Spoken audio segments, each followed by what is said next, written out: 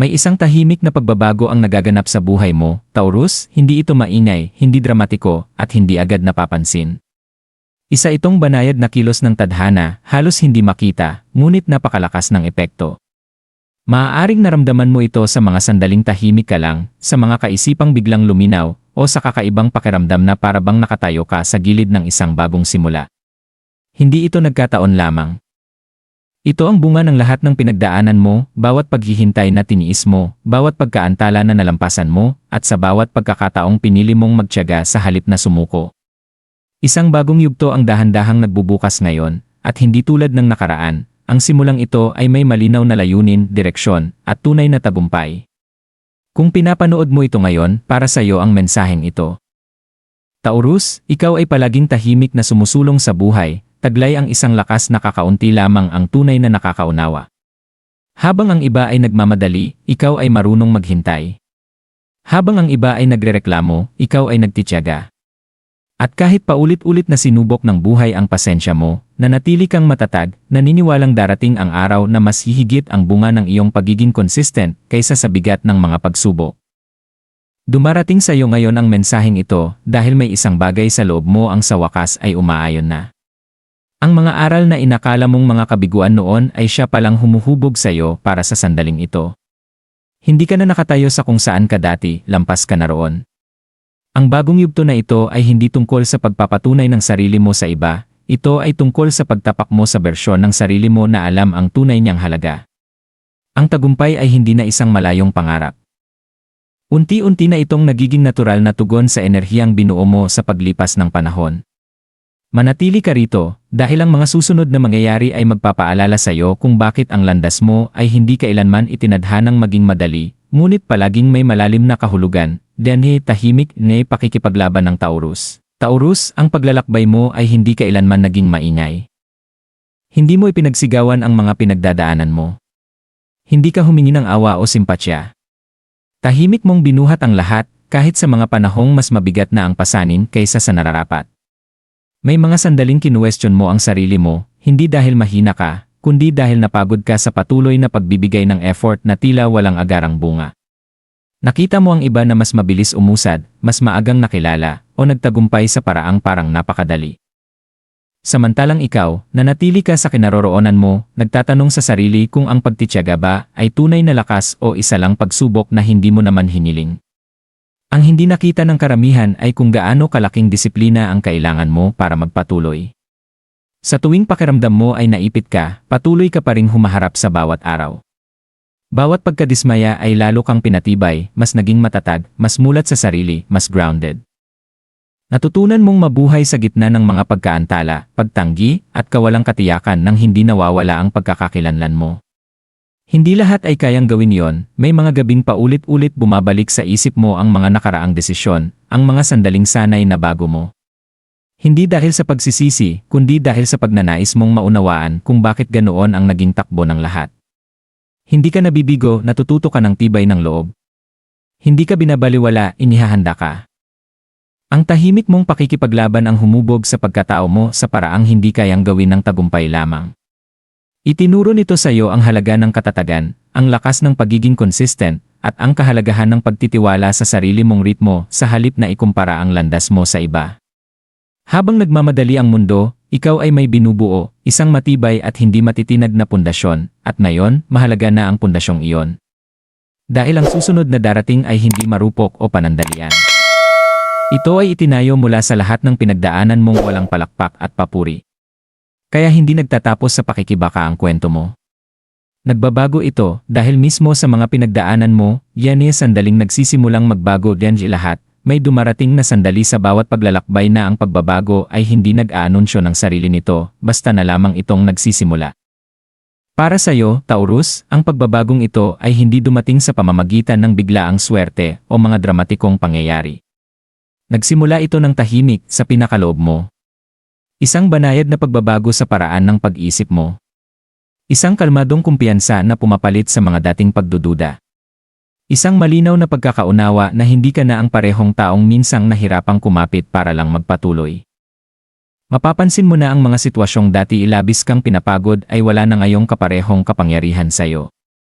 Ang mga taong minamaliit ka noon ay unti-unti nang nawawala sa iyong isipan. Ang mga bagay na dati magulo at mahirap intindihin ay nagsisimula ng luminaw, hindi dahil mas naging madali ang buhay, kundi dahil mas malinaw ka na ngayon. Ito ang sandaling nagtatagpo ang pagsisikap at tamang pagkakaayon. Nangyayari ang pagbabagong ito kapag ang mundo sa loob mo ay tuluyan ng umayon sa pasensyang matagal mo nang isinasa buhay. Humihinto ka na sa paghahabol ng pagpapatunay. Hindi mo na pinipilit ang mga resulta. Sa halip, nagsisimula kang kumilos ng may malinaw na layunin. Ang bawat desisyon ay mas matatag. Ang bawat hakbang ay may saysay. Hindi ito pag-aalinlangan, ito ay karunungang hinubog ng karanasan. Ang makapangyarihan sa yugtong ito ay hindi ito umaasa sa panlabas na pagkilala. Hindi mo na kailangan ng sinuman para sabihing nasa tamang landas ka. Ramdam mo ito. Ang mga hadlang na dati humaharang sa iyo ay unti-unting nawawala, nagbibigay daan sa mga oportunidad na kaayon ng paglago mo. Hindi minamadali. Hindi marupok. Kundi matatag at totoo. Dito nagsisimulang mabuo ang bagong simula mo. Hindi bilang isang biglaang himala, kundi bilang natural na tugon sa kung sino ka na ngayon. Hindi ginagantimpalaan ng universo ang pagmamadali, tumutugon ito sa pagiging handa. At ngayon, handa ka na, maaaring hindi mo pa hawak ang lahat ng sagot at ayos lang iyon. Ang pagbabagong ito ay hindi tungkol sa pagiging perpekto. Ito ay tungkol sa pag-usad. Sa pagtitiwala na ang direksyong tinatahak mo ngayon ay hindi na hinuhubog ng takot o pagdududa, kundi ng linaw ng isipan at paniniwala sa sarili. Ito ang sandaling nagbabago ang tono ng kwento mo. Mula sa simpleng pag-survive patungo sa may malinaw na layunin. Mula sa paghihintay patungo sa pagbuo.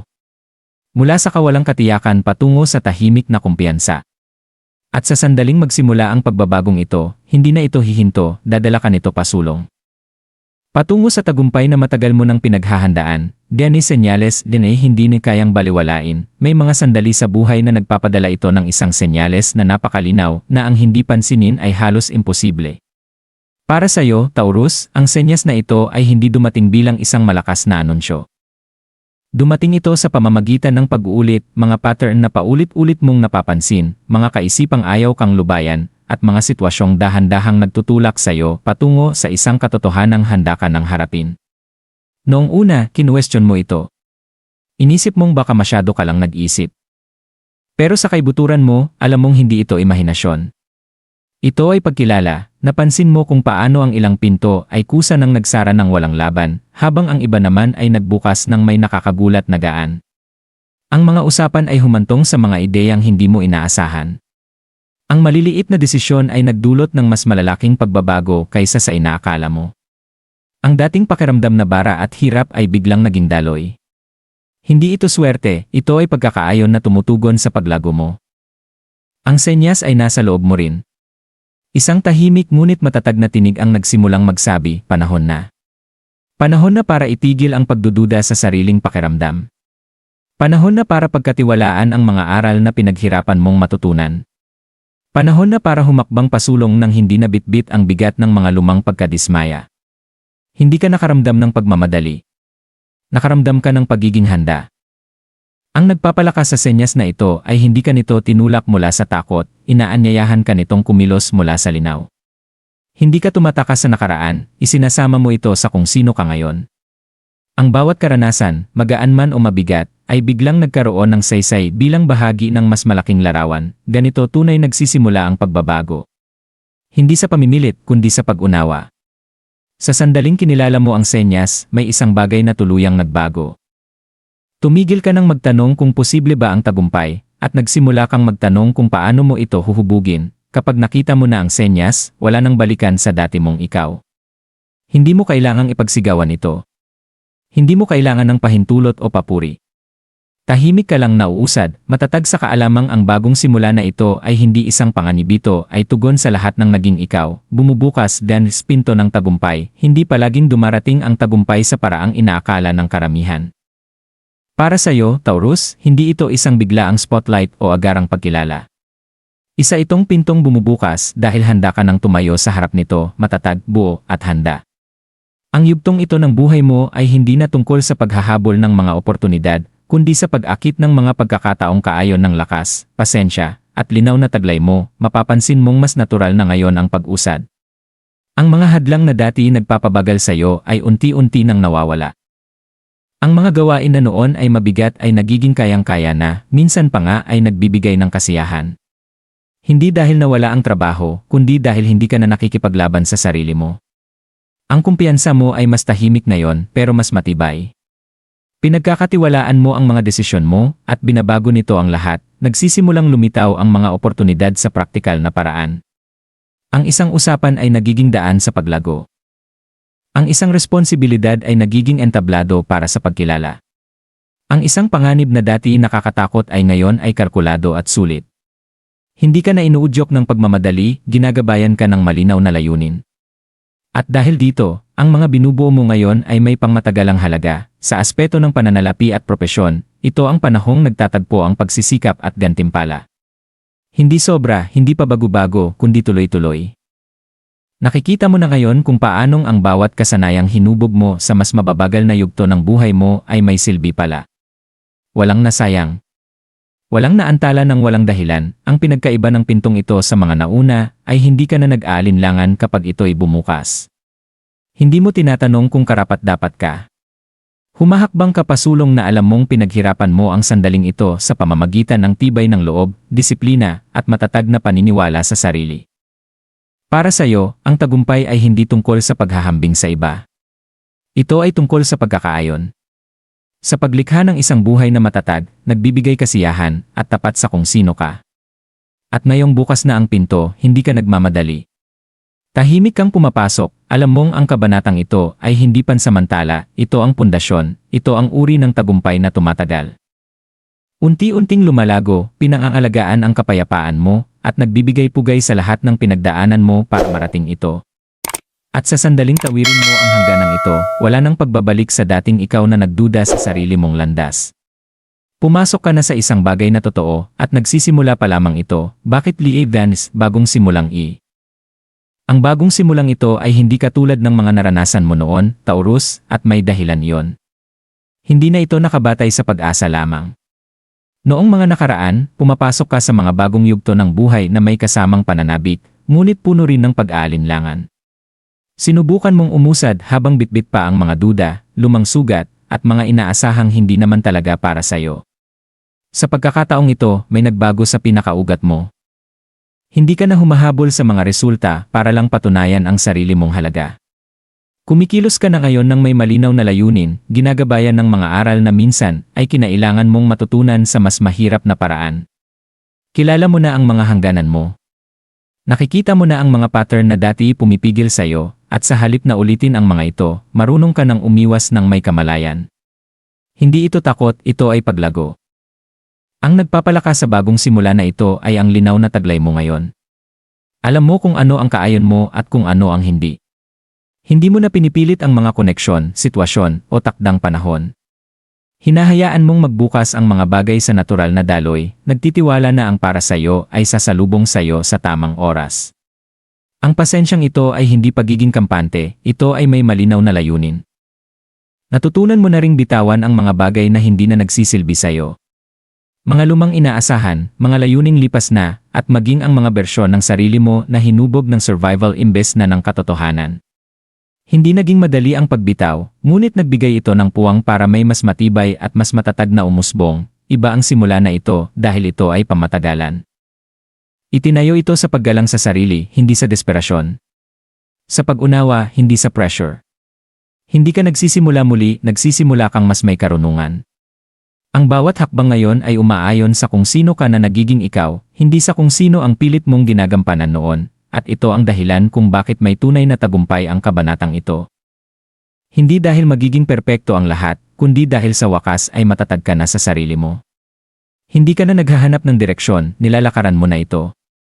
Hindi ito pansamantalang pagbabago. Isa itong malalim na transformasyon na patuloy na magbubukas, dahan-dahan ngunit makabuluhan, hanggat pinapahalagahan mo ang paglago na naghatid sa iyo rito. Mensahe para sa Taurus Dine, hindi kailanman sumuko. Ang mensaheng ito ay para sa iyo, Taurus, ikaw na nagpatuloy kahit mas madali sanang tumigil. Hindi mo man laging alam kung paano maaayos ang lahat, patuloy ka pa ring humaharap sa bawat araw. Araw-araw, binuhat mo ang mga responsibilidad, inaasahan, at pressure na kakaunti lamang ang tunay na nakapansin. Nanatili kang matatag hindi dahil madali, kundi dahil ang pagsuko ay hindi kailanman naging opsyon sa puso mo. May mga panahong pakiramdam mo'y hindi ka nakikita. Mga sandaling hindi napapansin ang mga pagsisikap mo at tila hindi nauunawaan ang haba ng pasensya mo. Kinuwestiyon mo kung sulit pa bang manatiling consistent, lalo na kapag mabagal o tila hindi patas ang progreso. Ngunit may isang bagay sa loob mo na tumangging sumuko. Ang tahimik na determinasyong iyon ang naging pinakamalakas mong sandata. Hindi ka umasa sa mga shortcut. Hinubog mo ang sarili mo sa pamamagitan ng disiplina, tibay ng loob, at paniniwala sa sarili na lalong tumitibay sa bawat hamon. Ang bawat pagkaantala ay nagpatalas ng pag-unawa mo. Ang bawat pagkadapa ay humubog sa pagkatao mo. Naging isa kang taong marunong magtiis nang hindi nawawala ang malasakit o integridad. Ang yugtong ito ng buhay mo ay nagbibigay pugay sa pagtitiyaga mo. Pinatutunayan nito ang bawat sandaling pinili mo ang paglago kaysa sa kaginhawaan, ang katatagan kaysa sa bugso ng damdamin, at ang pasensya kaysa sa pagkadismaya.